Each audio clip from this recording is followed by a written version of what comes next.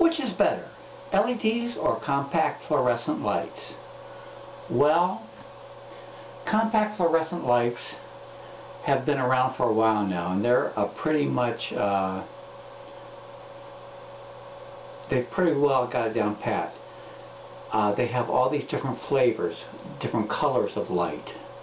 This happens to be a soft white, which is like incandescence. It has like a little yellowish color. They also call them bright whites, which isn't quite as yellowish, and then they sell daylight ones, which has a bluish coloring to them, which I really don't like.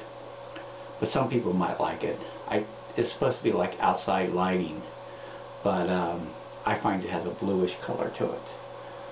LEDs, on the other hand, produce a pure frequency of color, like yellow, green, or red, or just any color of the rainbow, actually. This is an infrared. Your remote controls, all my remote controls are infrared. You normally can't see them, but the camera can see them. And what they do is they take a blue LED and put a coating on them and try to turn them into a white LED, like this single one here, or here's a 9 LED light. This started out as a blue LED, and they turned it into with the coating, tried to turn it into a whitish thing. I would call these the first generation. This is like a 60 LED that screws into a regular socket.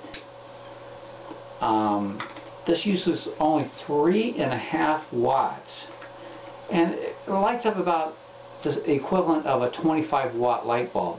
But the thing about LEDs, which makes them perfect for flashlights, is they tend to focus their light straight up or straight out from where they're made.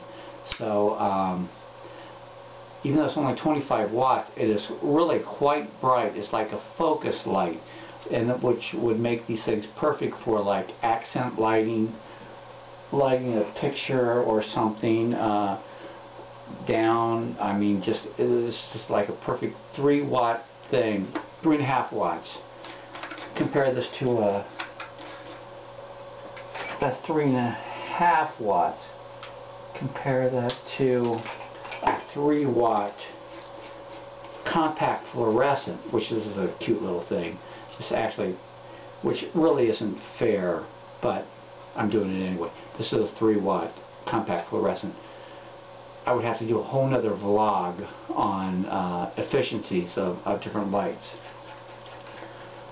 Like I said, LEDs are, I think this is like the first generation of LED light bulbs, and this happens to be one of them. There happens to be 12 LEDs in this row here, and it's almost like, looks like a roll of toilet paper, but it's about the same size.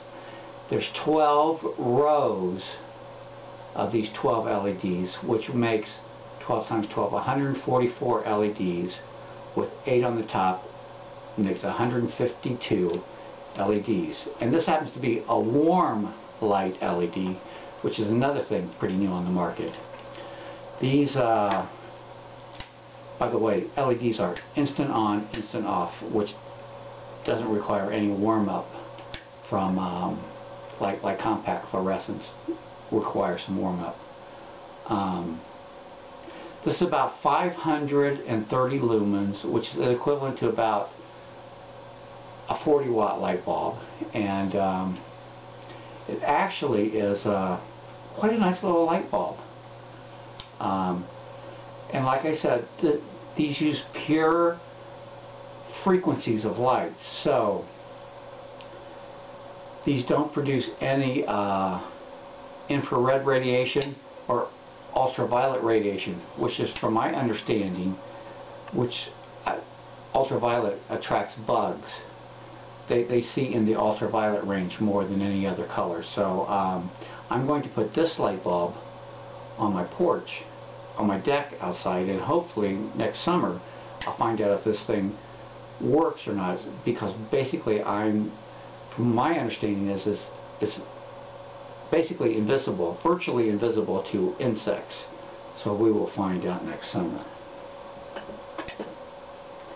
Compact fluorescents, on the other hand, they have like a mercury vapor inside the tube here, which electrons are sent through here to excite the mercury vapor, and they give off an ultraviolet light.